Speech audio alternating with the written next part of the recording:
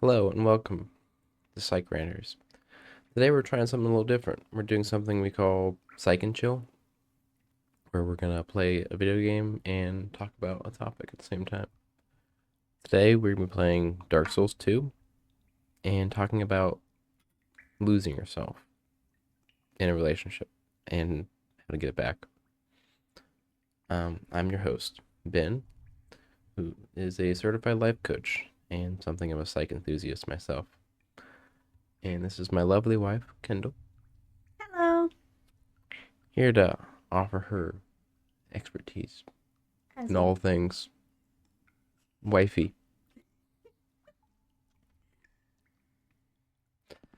But without further ado, let's get into it. Alrighty. Right. We're just gonna pace ourselves with this. I mean, we're not gonna rush through the topics, but By the way, there's no way we're gonna be able to finish the game either. No. yeah, being an avid Souls fan, but it's been a minute. It's been a minute since I've played Dark Souls 2. Alright, let's just start. Should I get the ring? Should I get the ring or not? Right there. Let me fix that audio a little bit.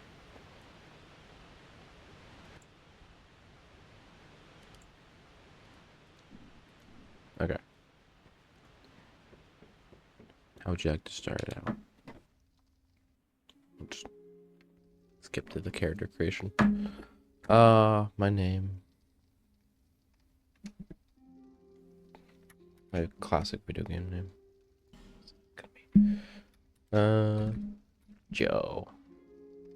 This is a too long of a story to get into why that's my name. We don't have time to go over that. At least you know your own name. Here's Also, for reference, I've played this game twice, It's a human effigy. maybe 3 times. I'm trying to remember now. My wife has not played this game at all. She has no idea what's going on. Who do you Nope, think first it's time. supposed to be? Think back, deep into your past. Yes, it's an effigy of you. It's the dark side. Alright. I think we're just gonna go, since it's been a minute. Strength or dex? Strength or dex? You know what? I'm gonna go...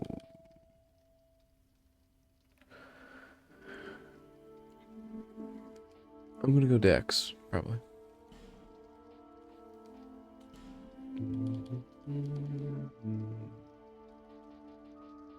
Try something. I don't care much. All people come here for the same reason. To break the curse. You're no different, I should think. Doesn't stand a chance. Well, you never know. They don't know I'm gonna become king yet. No spoilers. Go through the door and trot along to the kingdom. But remember, hold on to your souls. They're all that keep you from going hollow. Wouldn't how want to full see ya you go know it. hollow. You lose your souls. All of them. Over and over again. Welcome to the Souls games.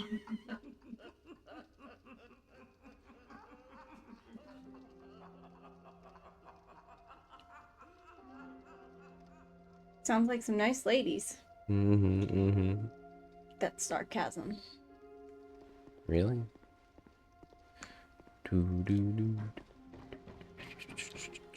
Alright.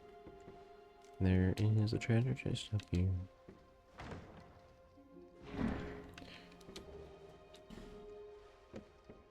Should I have to get into it? Okay. Who are you now versus before relationship? Better or worse?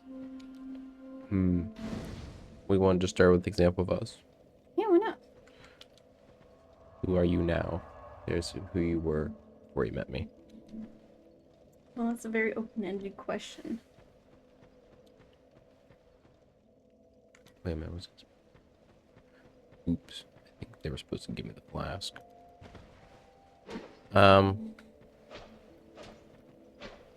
I think in larger part it falls down to personality differences. And you just kind of start picking up personality. Well, I suppose. But if you to start. You kind of pick up personality traits from your spouse. It's who you spend the most time with. It's just kind of how it works. That's true. Like I've noticed since us being together, you're more blunt than you used to be. Yeah, Because I'm a very blunt person. I've kind of picked that up of where I can just say what I want now.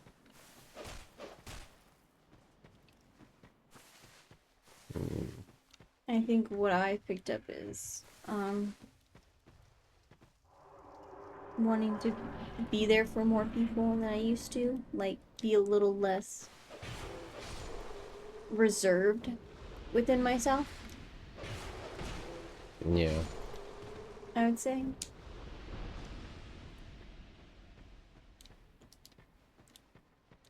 A little more,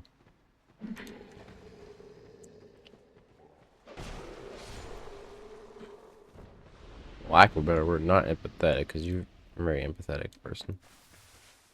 But Just more out of myself, you know, like less of that, what's the word?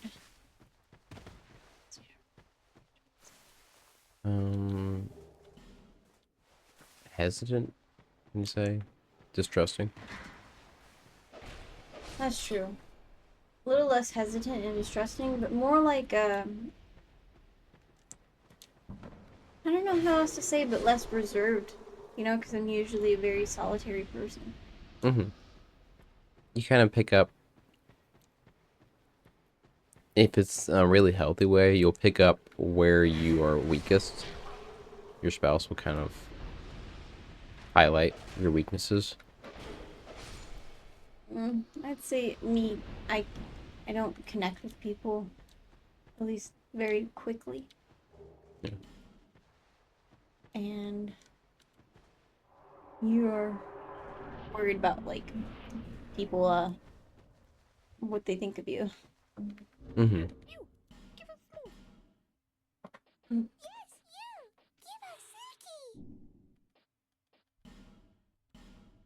We...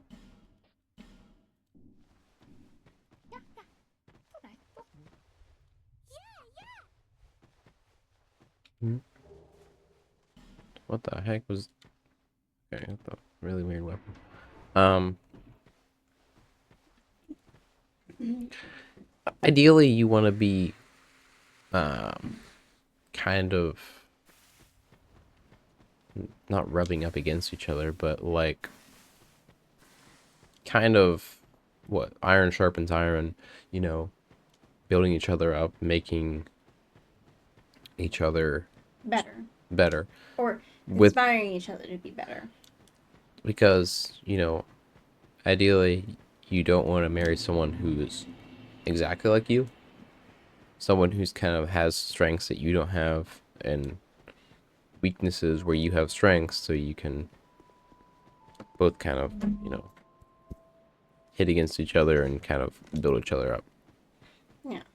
Because a partner is supposed to help and inspire you to be a better person, build you up. And to do that, you utilize skills that you are not great at or don't have. And your partner is a good way to learn those things. Or mere bearer of the curse. I will remain by your. Take this one. Go on and see. He who made King Vendrick.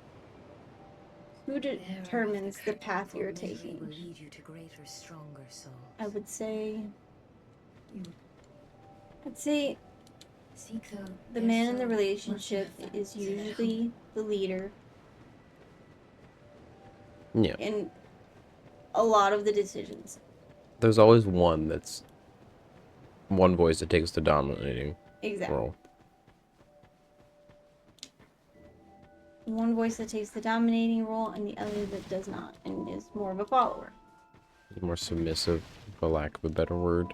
Yes. And in the Yeah. usual roles of man and woman, it's usually the man who takes that lead. Mhm. But it doesn't mean that there aren't decisions made by partners, because especially big decisions are made together, and like, For lack of a better word, like, you know, where are we gonna live and who's gonna provide us money and who's going to. Does your actions align with your morals, values? Now, I say what happens with a lot of relationships is, especially when you first meet each other, you try to, like, please the other, and, like, it's the compulsion to want someone to like you. yeah, so you'll kind of end up sacrificing a lot about yourself to make that person like you.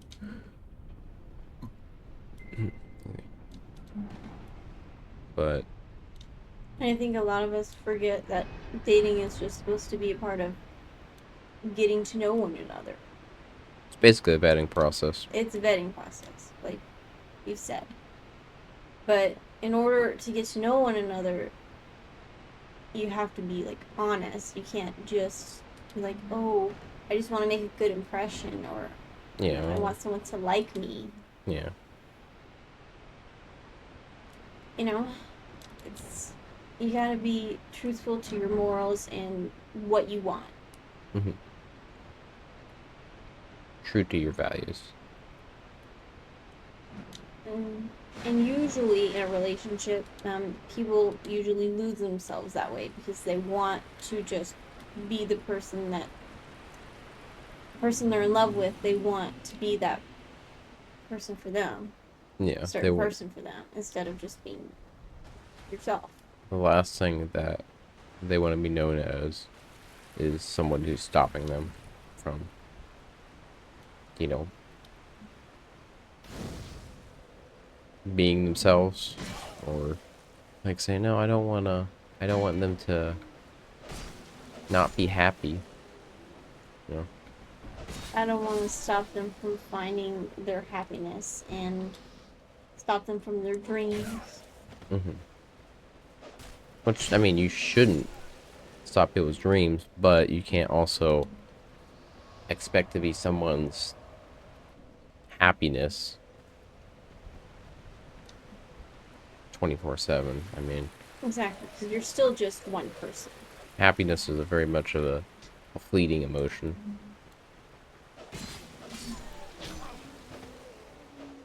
It's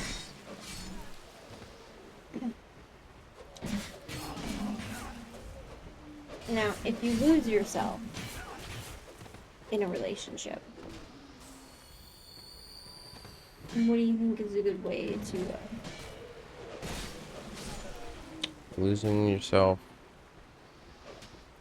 I think you really have to go back and just have an honest look in the mirror and ask yourself who you are. Like, for lack of a better word, or quoting Iroh from Avatar, you need to ask yourself the big questions about who are you and what do you want. Yeah. Because nobody's going to find that for you. Nobody's going to Nobody can find what you want. You have to do that yourself. And your spouse can't help you and support you to get what you want if they don't know what you want because you haven't expressed it to them. Yeah. Like, they can't find your purpose for you. They can't find your goal for you. They can't. They're not actually there to make you who you should be.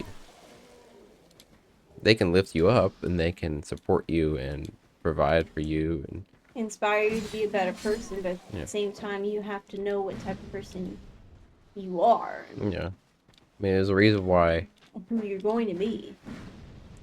like, married couples are oftentimes the happiest, most successful people is because not because their spouse defined who they were. It's because they had that person to push against them, to inspire them, and to make them grow. That's true.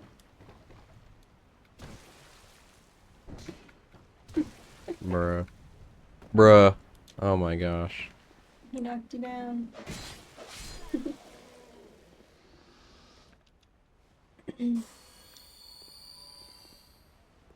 Bruh. And how would you find yourself again? I would say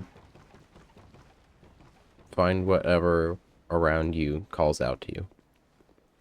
Like, if some kind of interest really just sticks out to you more than anything else, then I would say that's probably something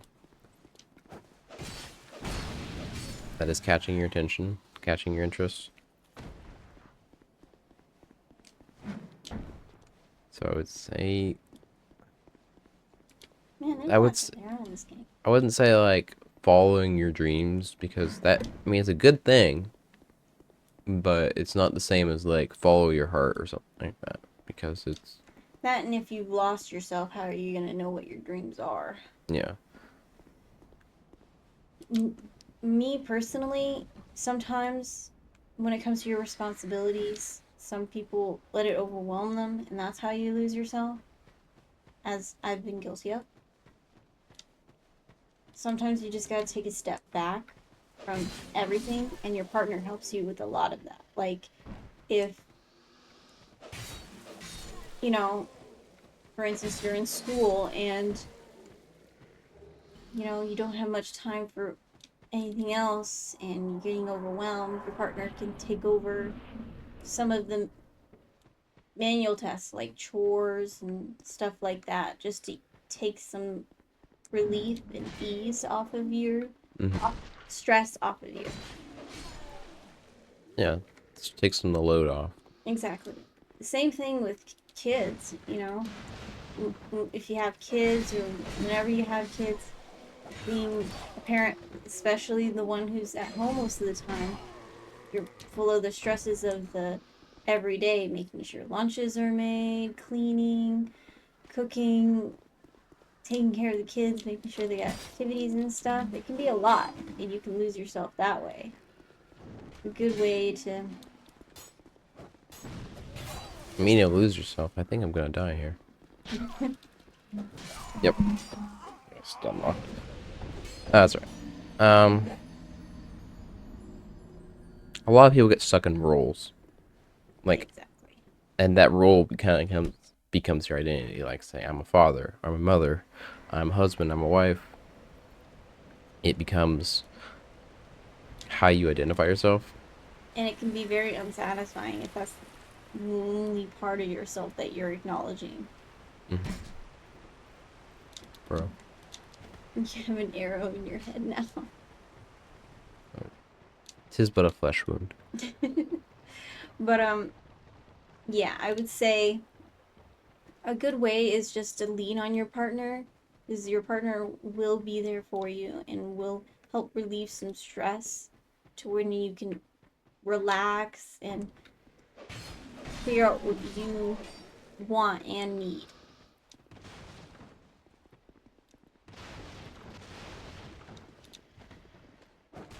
Yeah. And if you're the partner that, you know, and your spouse has lost their way, just help take whatever stress they have and take it off their plate. Just either if, if it's cooking or cleaning or anything like that, if it eases some of their worry, stress, anything like that, to take away from the role they've subjected themselves to all day, every day. Hmm. I mean, I think we both come from families where people let themselves go. Yes, where you just get subjected into the role that you've chosen for yourself, whether it's, you know, a parent or student or whatever. It's you're more than just a role for yourself. You're more than your responsibilities. And it's sometimes hard, especially for me, to remember that. Yeah. Especially when, if you're the kind of person that puts a lot of emphasis on duty and responsibility, which, don't get me wrong, responsibility is great. It really defines a lot about who we are. But it's not all of you. It's not the only important thing. Yeah. Bro.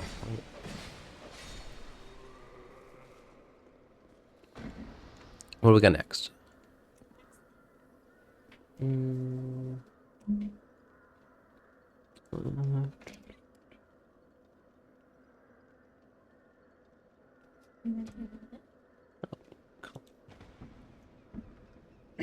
I would just say in the long run, if you see yourself losing your way or see your partner losing their way, is just to make sure to do some steps to help ease that or change it. Because once you're deep into that of like being all you are is responsibility and tasks and everything, it's really hard to go back to just being yourself. Mm-hmm. So I say if you notice it, don't ignore it. Yeah. Don't. No, the line's a little cheesy, but you gotta take care of yourself before you can take care of someone else. Yeah. Because it is really cheesy, but it's very true. The line of if you're in a plane, you can't help anybody else till you can't help somebody put on their oxygen mask till you've done it. Because you'll suffocate. Mhm. Can't help someone else if you're needing help first. You have to help yourself before you can help others. Mm-hmm. Otherwise, it's just kind of pointless to help someone else if you don't help yourself first. Yeah, because it's, you have to look at yourself as someone that's worth taking care of. You have to treat yourself the way that you would take care of someone else, someone like you cared about. Like the term treat others the way you want to be treated, but reverse it. Bearer of the curse. How you I mean, treat others. there's often two ways to look at that statement. Treat others. How you treat others should be how you treat yourself too. If you treat other people with gratitude and with respect, you should do that for yourself. Yeah. Oftentimes, I think that statement is for two different people. It's for the person who's just way too caught up on themselves and puts um, themselves way above everyone else. And then there's the people who think so little of themselves. Well, I won't say think so little.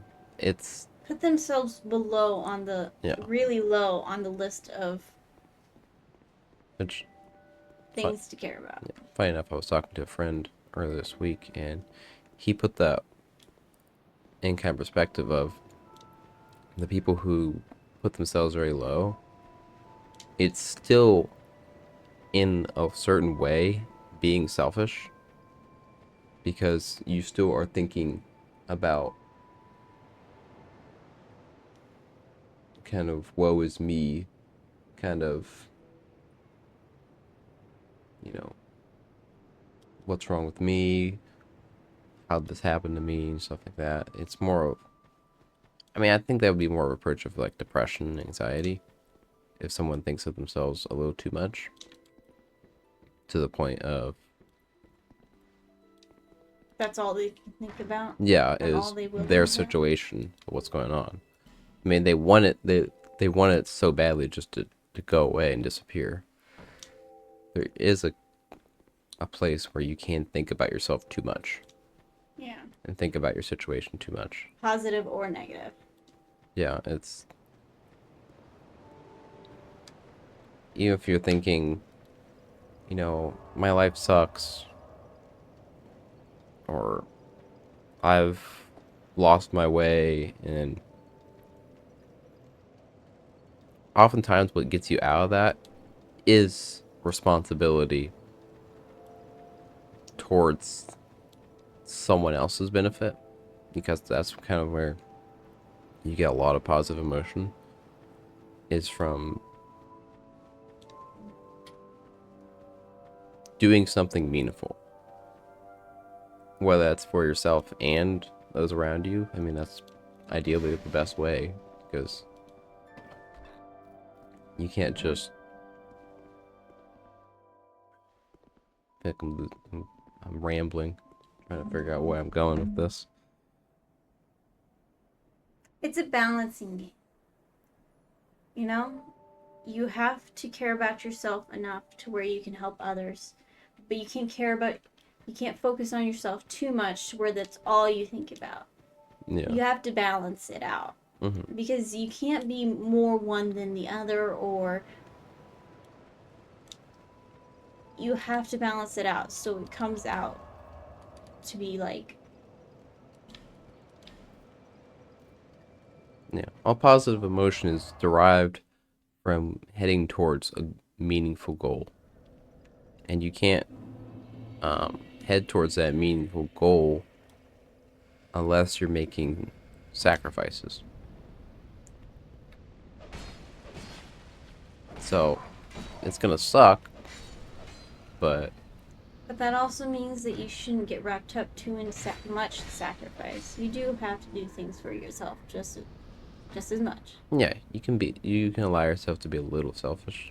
Yeah, because if you're completely selfless all the time, it's You kind of become a pushover. you become a pushover, but you don't enjoy life because you're constantly doing what somebody else needs you to do or wants you to do, or obligations. If you're constantly doing stuff you don't want to do, and it constantly not trying to even make yourself even a little happy, you know, what's the point of life if you're not living it, you know? Yeah, I mean, there's no point in beating yourself down. So, you have to figure out a balance of pushing yourself and not beating yourself to a pulp and being like, oh, why didn't I get anything done, or why am I not changing? I mean, bro, I mean, like, if you are on the receiving end of how you talk to yourself, would you want to do anything? Would you feel motivated to do anything? Because, Would you even listen to that person who would be talking to you like that? yeah, because they'd be, Like, I know when I get people who talk to me even a little bit like that, doesn't it just fire you up and be like, I'm not gonna listen to you? What's the point? You're just bringing me down. That's how you should see yourself. You yeah. talk to yourself that way, how are you ever going to be lifted up? How are you ever going to move forward? What are you trying to do? Dang it. These explosives break a hole in the wall. I get somebody. There we go. Died though. Why'd I open the shortcut? Short-term losses for long-term gain.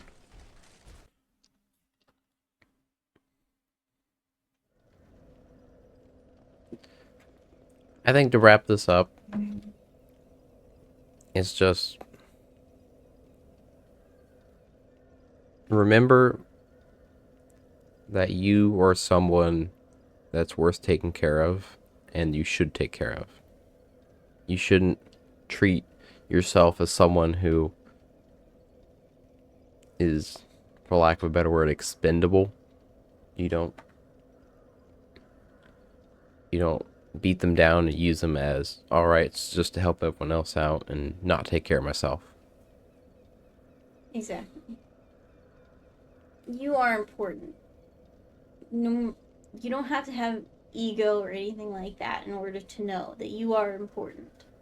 And that's why your loved ones love you, your partner loves you, is because you are you. And that's important to be. It's important to be yourself. No matter how many responsibilities and duties you have to do and roles you have to be in. So if you're not yourself, then there is no point in doing all of that. Yeah. I mean, could have said it better myself. But, yeah. I think that's it for us for today. We'll pick up Dark Souls 2 another day. Maybe just an episode of just playing, just having fun, or maybe you might another even topic. see me play next time. Yes, true. And I gotta warn you, I'm a terrible player when it comes to Dark Souls.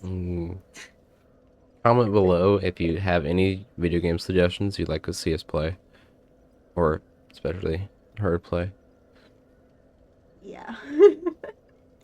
All right.